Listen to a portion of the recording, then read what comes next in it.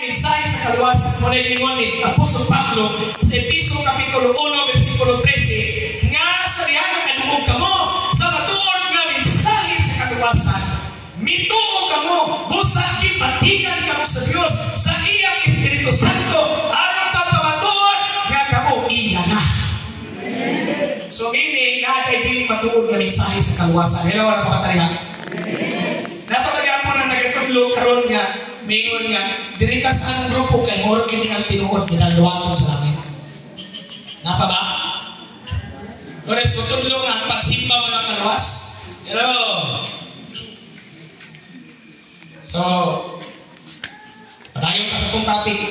Eh, basti, yung 40 minutes na bayaan na akong oras. Alas 20 minutes na. Okay. So, mga descendants, mga kaliwat hapog, unya ingon diri, ngari, sa English, gitawag na og come. Kung sa manang word niya, come, that is an invitation. Hello, ano ba katarya? Isa nang imbitar ninyo nga ni kakaroon.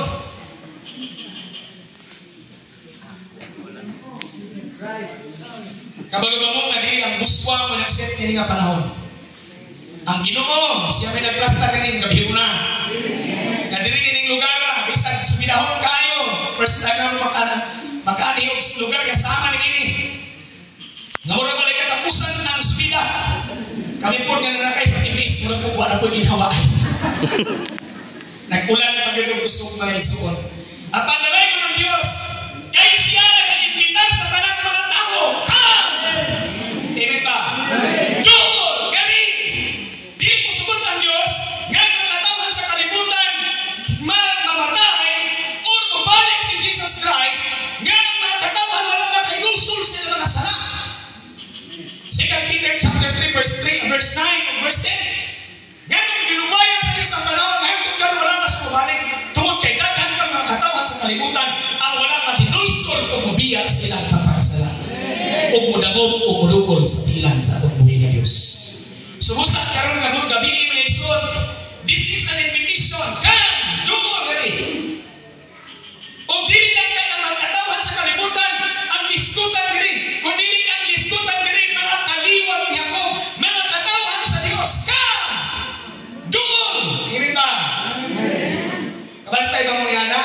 Hello, bato-bato sa langit ang matamaan magbago. Pag Thanksgiving, abdi kayo. Pag prayer meeting, luya kayo. Piti ka rin mga kaugalingon, asa ka sa prayer meeting. Hello, nakapataliha. Pag birthday, ganit, pirting naghana. Pag prayer and fasting, pirting gamaya. Hello, nakapataliha. Oh. Pag nagani activity, ang ipangutana ginayon mo sa ihawon, ikaw, karoon ng kanilugwa. Hello? So, karoon na gabili ng igsuon, this is an invitation. Come! No? Wala ang Diyos na sulti na palayo. Mga kaliwat niya ko, mga katawan sa Diyos. Mauni ang invitation sa Diyos karoon gabi ng come! Ayaw, palayo sa Ginoo. Tali tapos na kapanahonan. Karoon ng panahon nga mududot ka sa Ginoo. Dili na rin ang atong sitwasyon sa kapanahonan karon. O ikatulo, na encouragement diri. Let us walk. Manglakaw kita. Hello! Sa inyo ba ito diri nga pagmiyong kuhaa kamanga? Kamanga siton. O dito sa Barubog kay nga na magawang mga sultihan, kamayo. Gina niya ang estudyante kay teacher man siya. Kamanga siton sinihin. Tapos karoon ng estudyante kay gikan magsimo bago ng transfer. Yung tao na bata, kamangkaba po din tao na bata, ikuhang sinihin. Piting sukuha sa maestra. Isa na ako mag-ingon ka magkamang ka. Yung ba yung kamang mapangamang kunin mo? Pero karoon na gabi hindi gusto sa Diyos na magkamang ka. Encourage ka niya, let us walk. Maglakaw ta. Amen. And that is an encouragement to take a step. Daghan mga Kristohanon nang angkon nga nag sa Diyos. Pero nagalakaw sa linagwan na walay klaro. Sigsag, abante, 2, atras kalima. Gidasig ka sa Diyos. Let us walk. Manglakaw ka. Gidasig ka sa Diyos. Mabili ka magpabilin nga magtakot sa kilit. Anak na ka sa Diyos. Kung kaya plano ang Diyos nga gamiton niya yung kinabuhi. Dili lang ang pastor ang gamiton sa Diyos. Dili lang ang worship leader diri. Dili lang ang mga manugdugay diri. Kung dili kitang tanan nga ipangtawag sa Diyos, dunay plano ng Diyos. Dunay katuyuan ng Diyos kanang giluwas kanina. Tungod kay una imong pamilya nga ginahanglan sa imo. Ginahanglan sa Ginoo. Ikaw ang gamiton. Hello. No? Isog kini 40 minutes na. Ngayon kaya ka. Wala na ako iwali. Unya ikaw pa in the light of the Lord, in the light of the Lord. Asa ka maglakaw? Diha sa kahayag sa Dios. Hello. Maglakaw ka diha sa kahayag sa Dios. Usahay pagpapagpunta ng ayang people. Hello. Ayang bagyang people pagpapagpunta mo. Grabe na pagpapag. Kuyaw kayo ng lukso. Pagkabot sa gawas, il diri, il dito. May panahon mo ba sa Biblia? May panahon mo ang books, may nag-chat-chat. May pasalig tao, kay kusog mo chat, pero sa Ginoo may panahon mag-isipin. Hello, napapataliha. Bato-bato sa langit ang katawangan, magbago na. Nga naman,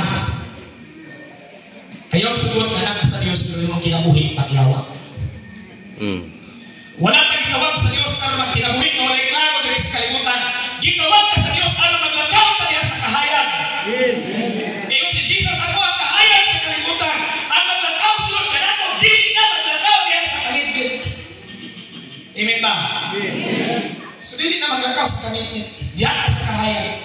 So mga dalaga, mga young people, di rin nahilig og mikmik. Hello, nakapatariha. Kami stick to kayo sa mga young people sa simbahan. Yung tudlugan yun, kung mag-eskwela pa, eskwela. Pero kami nyo na, pamuyag na. Hello, let us walk in the light of God, in the light of the Lord. Kinahanglan samtang may panahon pa. Ipagamit na ito na kung kinabuhi na sa Ginoo, number 1 sa pagkinabuhi, diha sa kahayag, lalo na mga tao sa palibot, mga tao sa katiligban, sila may mistiso na kasulti, gusto natin maangko ng Ginoo nilang tahanan.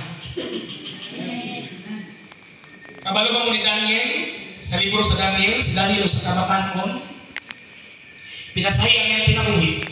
Nga naman, tuhod kay, di lang taman sa nabil ang iyang pagtuo sa Ginoo. Nakita mismo sa mga tao dito sa Babylonia. Nakita mismo, nasaksihan mismo sa hari sa Babylonia, ni Haring Dario sa Persia. Niya si Daniel o sa kabatanon nga doon ay buhi ng Diyos. Huwag mo na dapat ang makita sa atong kapanahonan. Buhi ng atong Diyos. Amen ba? Kamhanan ng atong Diyos. Let us walk in the light of the Lord. Kung saan ang light, kung saan ang kahayag, meaning, nagakinabuhi ka sa kabubukon sa Diyos. Dili na ka nagakinabuhi sa kabubukon sa Diyos. Nagakinabuhi sa katarong sa Diyos. Dili na atong kinarong-tarong. Ginoo karong surrender ko nimo ni atong bisyo. Pero pagkasunod Domingo, balikan na po nako Ginoo. Dili na may gusto sa Ginoo. Let us walk in the light of the Lord. Amen ba? Kaya kung ikaw anak na sa Diyos, ang imong kinabuhi na sa kahayag. Kung doon ba ngayon ni Jesus, ang suga, dili matago. Tama ba? Dili mo na pwede tago. Itungtong mo nun sa gantangan, babaw sa gantangan. Harap ng kanan, sa palibot, umikit, mahayagan. Muna magbantay ka, careful ka sa itong pagkinabuhi, ingon ng mga Kristuhano. It's because naghatag witnesses sa palibot mo na ingon sa Hebrews chapter 12. Hello, napapatariha? Itutong ka nga itong mga matariha ng Kristo Jesus. Gawin nagsugod, hindi nga pagtuo. O may mo tapos dili. Nga kinahanglan natin itutok. Kaya magmanuod ka sa itong pagkinabuhi. Tungod kay dunay mga panganon sa mga saksi. Ito inyong silingan niya magbalay-balay nga. Mga saksi ba witness, inyong silingan, nag-dito na mo. Kabalo ba mo, si kalainan sa born again o si Christian? na grupo ginang born again Christian. Kasi kalainan, sa mga kalainan na born again o Christian. Hello, di sa makatubang. Yan naman si Pastor Sangarios yung hatag premium. Kasi kalainan sa born again o sa Christian. Mabasa ba ninyo sa 4 ka libro, Matthew, Marcos, Lucas, Juan, na si Jesus nag-isgot about sa Kristohanon? Na ba yung word ng Christian, ginitok ni Jesus sa libro niya, 4 ka buo? Wala. But then yun sa John chapter 3, verse 3 o verse 5, kinahanglan, matao ka pag-usap. You must be born again. Kaya walay makakita sa kingharian sa Diyos. Gawas kung ma-born again siya. Iyon sa verse 5, diklaro ni Jesus, walay makasulod sa kingharian sa Diyos. Gawas kung ma-born again siya, matao sa pag-usap. Masa man ang born again? Kaya inyong karatula, mga na born again? Kami sa una sa balay, gamay pa ko, libog mikay, akong mama sa Juan Baptist, akong tama, Foursquare. Hello, nababo diha. Oh. Kadugay na akong magulang, nagasimil God. Wala man sa kasabot. Pero sa diyang namastor ko, itugod sa Ginoo, kaya dito man ko nagdago sa Foursquare, naguban ko sa akong papa, sa akong tatay. Haluin mo ko sa akong mama, kaya siya naman isa sa Southern Baptist. Ang Southern Baptist sa unang panahon po, di mo po si Pagpanglibak, kaya Southern Baptist punta. Ito nga din nga Southern Baptist. Ngayon, mga na, bisang tiki, mataga, matunggan man. Tungkol sa kahilong. Puro kong sama niyo, nagwali ko hilong kayo mo. So, hindi ganahan, mangubang, perting ningawa. So, at kami dito sa Foursquare, kaya alive ba dito, joy to the world. Yang Baptist, silent night man. Pero, abot ko mga 3rd year high school o 2nd year high school, naluwi ko sa tumama, ikotay. Ubalik lang ko dito sa Southern Baptist kaya si mama, may kauban. So, ibalik ko sa Southern Baptist. O, damor ko kong giumol dito sa Ginoo. O, sa diyan, nagigamit ako sa Ginoo na pastor ko, itawag ko sa Ginoo mga pastor, isa wala ko training sa pastoral, ang Holy Spirit na yun may nagumol sa ako. Kanang magbasa ka ng Biblia, mag-ampo, karunay, mga batan mong, diha, sugod, umulon mo sa Ginoo. Kaya gusto mong magamit sa Ginoo, sugtinin niyo, diha, sa tinuray na pagpakirelasyon sa Diyos. Sa diha nga mastor ko, ang tatay dito sa Foursquare, na nanghid, na mabalhin siya, mabala siya sa ako, kaya musuporta po siya sa ako. Kung salamat sa Ginoo, nagkahugan ng itanan, ako lang mama, nagpabiling sa Mother Church kay pasduol man sa among balay. So mga igsuon, karon nga gabi, gusto sa Dios ka pwedeng dumanta. Kining pulong nga place nagakalayo, di nagakalayo. Hello. Nagakalayo, nagdilaab. Hello. Init kayo sa pagpangalagan. Init kayo sa pagsulong sa Ginoo. Pero kabalo mo madunay kabaliktaran ani. Kasi kabaliktaran ini. Ang kabaliktaran sa pulong nga place is coldness. Pagkabugnaw. Hello, ikaw pa rin mga katapat, kaya kasing sugahan sa kabugnaw.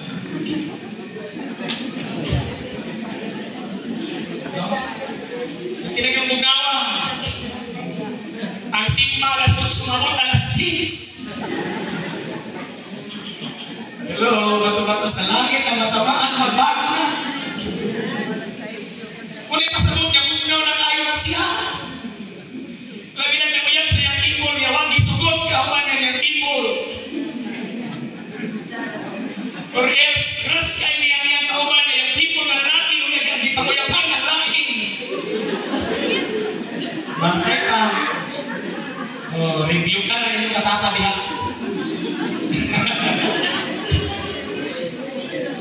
Nanapay na yung kabaliktaran sa pulong na place. Diba? Kung naay siga, o sa'yo makita, naay kahayag. Pero pag wala na nagsiga, kung sa'yo makita, papasaot, wala na din mo'y makita. Kaya nagigit na malay. Because darkness is the absence of light. Amen ba? Ang kangit-ngit, pasabot ka na, wag yung kahayag yan na isuon.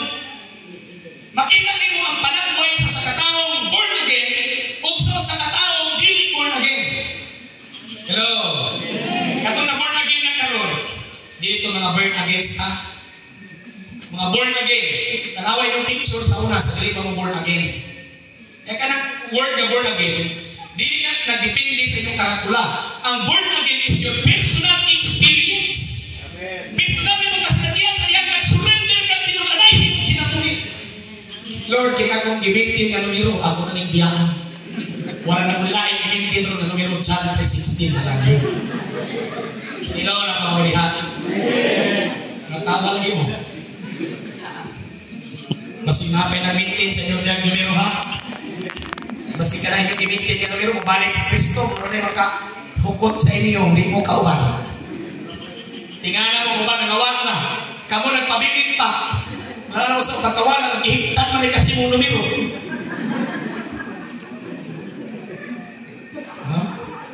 Apay na yung word, nakabalik ka rin sa kulong ka blaze, freeze to death. Meaning murag nakulong padulong sa kamatayon, murag ka nang gipris pa, murag ka nang gisulod sa freezer ngadto sa kamatayon. Wala kay kagawasan. Hello. Okay. Lukso sayawan ta siya. Lukso. Ulo na lukso. Magkamantyon na. Pero mga concert sa kalibutan, sabot ko klaro ang relasyon na sa mga. Hello. Ay uban mga itong simbahan murang mga supervisor. Pak sa kampa. Pagulit mo, rin pa. Nag-apag lang itong leader kayo no. Imahan na sa tao mawala. Nakagawas. Sirado lang yapon. Inulong lang yapon. Ginapos lang yapon. O niya, ang opposite sa blaze, stop a fire, meaning nagulong na ang kalayo. Hello, kumatariya. Kagaan kayo ron. Kuyaw kayo. Kuyaw po kayo paluksuhon. Kaya maghapit na kawag sa kisami. Pero kuyaw po kayo malukso sa diskuhan. Kung sa mga TikTok, sa budots. Hindi mag-TikTok, post pa sa Facebook. Hello, ano pa muli ha? Kabalutan mo, kahit pwedeng makapalong sa kalayo. Itawag siyang fire extinguishers. Number 1 na pwedeng makapalong sa kalayo ang sarap. Pag-anak na ka sa Diyos, pero nagtagutagong kaguyang na dili Kristuhanon. Pag-anak na ka sa Diyos, pero duwag mo imong guyang. Pero isang anak na ka sa Diyos, pero nakay asawa ka po kay reserva. Hello. Sala ang ginataguan. Isa nakadungdong mo nakabasa sa kinabuhingakan. Nadamay ang katawan sa Israel. Sukong ang Ginoo tungod sa ibuhat niya akan. Musa, kung doon ay sala ang gitaguan ang sulban na hinulsuli na. Muna makapalong sa kalay. Ikaduha ng lack of self-control. Sa simbahan, hallelujah!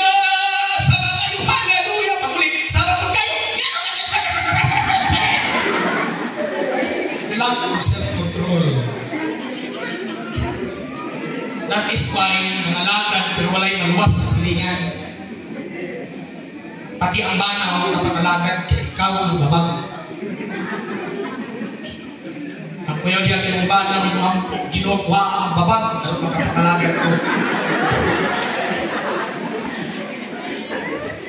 Lack of self-control. Ikano'y binan na bunga sa balang espiritu. Sa diyan, ipakigan ka sa Holy Spirit. Sa diyan, ipuilan ka sa Espiritu sa Diyos. Magbunga na, magsugod sa bugma, magtapos sa self-control. Hello? Kabatay ka. Self-control, lack of self-control. Mga batan mo na lalaki, hilig magtanaw pornography.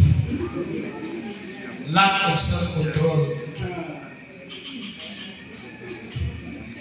Kusog kayong gitig sa gitara, ang bakba na minagmag-imil na, lahing ang maglagpot sa nabil. Kaya si Jawa na si Bispi. Number 3, nga fire extinguishers, makapalo mo sa kalayo. Lack of self-discipline. Hello? Wala disiplina sa kaugalingon. Musugod ra manugtog, may ampuay. May bulreading, may devotional. Luhod sa uyab o sa babaeng di pamayaban, kung dili ka balong muluhod, buhilag at tubangan sa presensya sa Ginoo. Daghang mga worship team karon nagagunit og microphone, pero walay klarong prayer life. Nagyo di ay kinamin at amin. Pagpura kuha din na ay.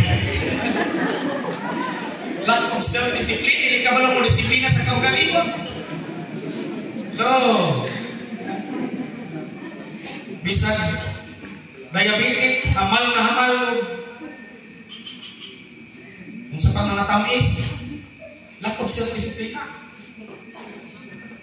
Sa pas istorya, sa kumiyahan, amon paghihapon, di kita mukhaon patay. Mukhaon kita patay. Kahapon na lang, gusto ko kita. Pero lack of self-discipline, makapalo ng kalayo. Karon ginasugda na magumol ang mga bata. Las 4 sa kadlawon, magsugod namin og duol sa presensya sa Ginoo. Hello. Ang pagduol sa presensya sa Ginoo dili lang ang first word ang kahibalo. Kinahanglan kitang tanan mga anak sa Dios, kinahanglan kabalutan, duol ug mangita sa presensya sa Ginoo. Sa iyo sa buntag, una yun naman Dios 6:33, but seek ye first the kingdom of God. Dapat first yun ang ihalian kayo sa ato. Amen. Dili kayo sa iyo sa buntag, nagratatan na mo marunong mga armalay, nagtikagol ng mga kaldirit, kaldiro, plato, kaha, uban pang mga klase sa mga peramintas o gamit sa inyong balay. Niya saba na kayo, niya si pamukaw sa inyong anak, wapa mo'y devotional. Pero na pamatalihan. Isugda naman alas 4 sa buntag. Alas 3 pa maguna naming mata. Alas 4 nanulod na ba mga miyembro sa simbahan. Bible reading, prayer, duol sa Ginoo. Mahumanit at 5:30. Dili basta-basta ang kalibutan karon. Nanginahanglan nakita ang Ginoo mga katawhan niya doon ang pay kalayo. Nga nagsiga. Hello, napabatay ha. 40 minutes na magunta na to. Pali ay paguna ng braw pag alas 10. Ikaw pa na makapalo sa kalayo, being busy. Busy pirmi. Asa ka itong Domingo? Busy rin mo, Pastor. Hello. Brad, magpad ka dito, Brad. Pinusit ka dito. Pastor, busy din kayo mo. Diba na ito na? So, diyan, busy ta sa Ginoo. Ambot lang sa katapusan ng adlaw, di po tayo sa Ginoo. Sorry, sirado pa, busy ako. Ito lang sa kasaypir ko, busy ko ako. Pero tinuod yung mga anak sa Diyos, available na para sa Ginoo. Hello, napapataliya? Panultihon Diyos by Diyos. Ang panalangin sa Diyos, hindi makakalabaw ni ini ang kapugi. Amen ba? Daghang mga tao, walay panahon para sa Ginoo. Pero daghang panahon para sa kwarta o sa uban pang mga butang sila kinabuhi. Pero sultihan tamo, mubalik na bigyan ko na, maningin na bigyan ko na. Kaya ang Diyos man siya sa hostisya. So busa na igsuon, being busy can stop the fire. Matingala ka. Wala na nagagawin mo simba. Doon ay nakapalong sa kalayo. Pero naitulong sa Ginoo mga igsuon kami ng gabi. Gipadayag 3, versikulo 15 at sa 16. Ingon si Jesus, nasayo na ko sa imong binuhatan. Dili ka bugnaw, dili usap init. Gusto ko na bugnaw ka na lang gayon. Paglaro na lang yun, kung sa balay mo. Sitwasyon mo status. Pag yun sa Ginoo, gusto ko na bugnaw ka na lang gayon. Init pa hinoon. Apan tungkol kay init man lang, dili kayo init, dili sa bugnaw, iluwak mo ikaw. Gusto mo anak? Hello, gusto ba ta anak? Pag yun, ipadayag 2, versikulo 4. Apan may kasabay mo kanino mga wala ka na mahigugman ka na kung sama sa sinunggan. Beware mga kauban ng mga pastors. Hindi pwedeng bisita Bible study, bisita ka sa malapit, apil-upil fellowship pero wala tay klaro nga atong personal nga pakikisugod sa Ginoo. Try na naman ang kaugalingon karon sa grasya sa grasya sa Ginoo. Kung 1 hour ko magwali dapat 2 hours ang ampo. Hello na po tabihan. Kaya di na itong mensahe iya as Ginoo. That is why nagang panahon magwali ta sige tagwali hilang tuon ang nakadungog pero maurag naguli maurag gihapon. Buhay ka magbuhan. O kinahanglan kamukod ng mga katawan sa Ginoo nga nagapaminaw sa wali nga ba di lang kay tama na mo sa katawa o nang inyong madugduman pag-uli ang kumensyara ang pulong sa Ginoo nalimtan na kay kuyaw ba ta ngayon usahin mo mga kaswanong kuyaw pag-uli ang katawanan rin hinumduman pero ang bersikulo ko uno galing ito wali Inday si Inday na tumag ignite the fire balikan pagpasiga ang kalayo hindi ba a place kinala naman na nga human ani nga puluhaton kung wala na ka nagapuasa balik puasa kung wala na ka panahon mag Bible reading sa buntag ibalik ka plihan mo Biblia doon sa Ginoo kung bahala kaya magyabang ka doon awiti ang Ginoo dahil kasi sa isa kamuntag a place kinanglan ulit na sa itong balay nagkakalayo ang itong kasing-kasing dihan sa pagpakigsugod sa Ginoo dili kay nagkakalayo sa presensya sa Ginoo.